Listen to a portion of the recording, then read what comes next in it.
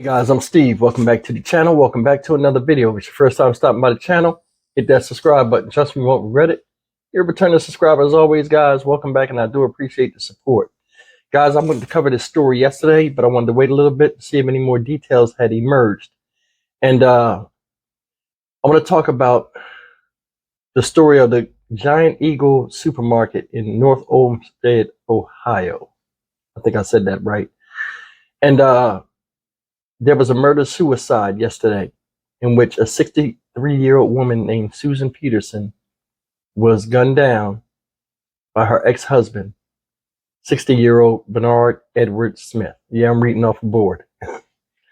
Guys, little was known of the motive of why this happened, but I'm going to play a video clip where it entails what the 911 callers were saying, you know, in trying to get assistance out there. And I want to give a little bit of introspect to it. So without further ado, let's watch this clip and come back and talk about it. Terror at the grocery store. Hundreds inside as shots ring out. There's been a shooting up at the Giant Eagle at the Dover Water Tower in North Olmsted. Two people, I think, are dead. All of a sudden, we heard a pop, pop, and then a pop, pop, pop. And everyone just started running out the back. Our officers responded on scene within a minute, entered the building immediately, encountered two bodies down on the ground. Panic as people inside hit the exits. Somebody was telling me, oh, you have to get out, you have to get out. Oh my God. 19 News with team coverage of a deadly shooting at the supermarket.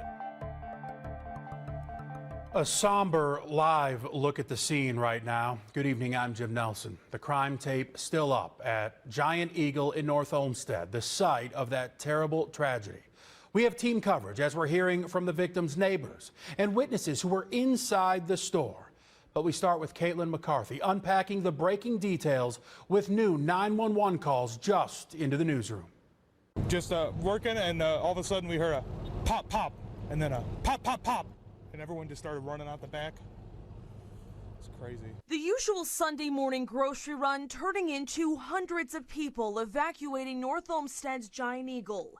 Bullets flying in the busy supermarket. There's been a shooting up at the Giant Eagle at the Dover Water Tower in North Olmsted. Two people, I think, are dead. People inside the grocery store and their loved ones frantically calling 911 for help. My husband's at the North Olmsted Giant Eagle, and I just heard gunshots. I was on the phone with him. Angel Carrero ran inside the store after he heard gunshots, hoping to help anyone he could. The lady, the cashier, was down and the active shooter was down, and they were telling people to get out, and some people were just in shock and just staying in place. North Olmsted police say 63-year-old Susan Peterson, a store employee, was shot by 60-year-old Bernard Smith. Investigators say it was a murder-suicide. Are you in a safe location? Are you in a safe location? Yeah, we're all safe now. He killed himself after he shot her. There's people around here, not that many, but... There's a twist to this tragedy. North Olmsted Police Chief Bob Wagner says the shooter and the victim knew each other. These two were married at one time. They divorced in 2004. We don't believe it was a very amicable divorce, and potentially what may have led up to this.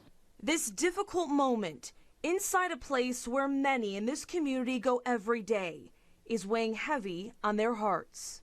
My heart goes out to the victim of this tragedy and her family and friends.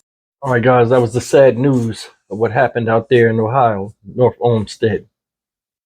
And first point I want to make after seeing that, you know, as upsetting as it is, it's crazy how these people, when they get dissatisfied with someone or something, they make it a priority to go and make a grand spectacle to send a message to someone that they hate.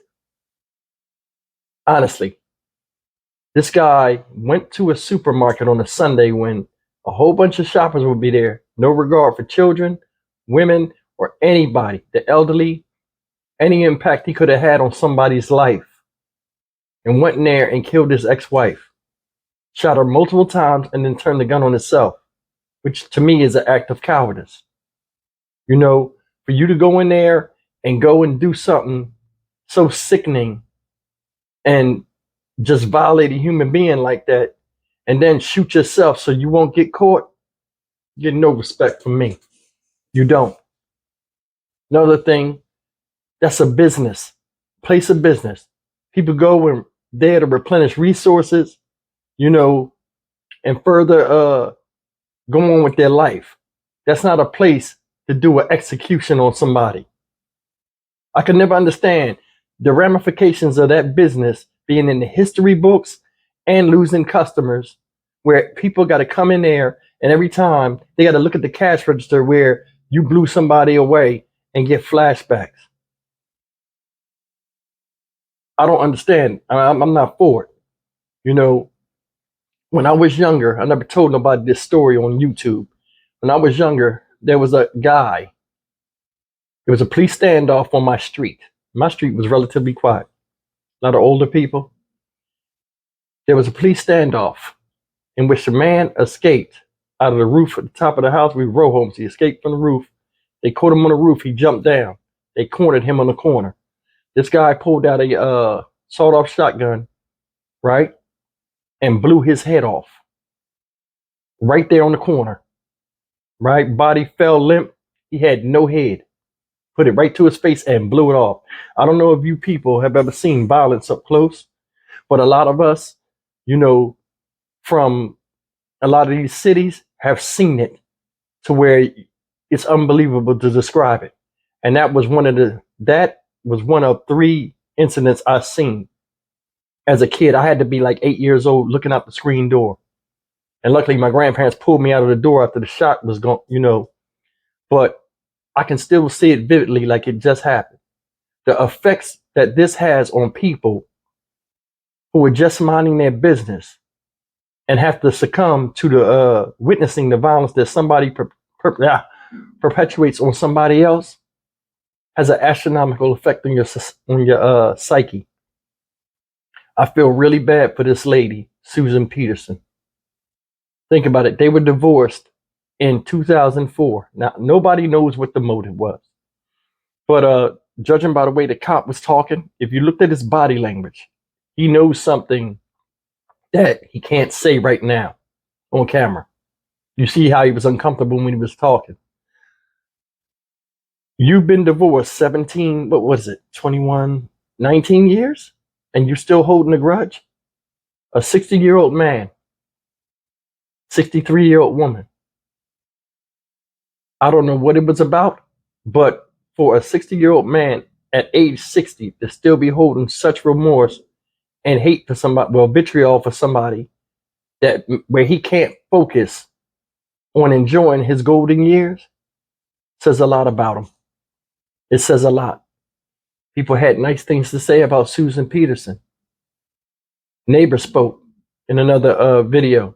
Said she was one of the nicest people you ever want to meet. And that's another thing too. It seems like the nicest people, like when 2 people divorce, and I'm attest to this.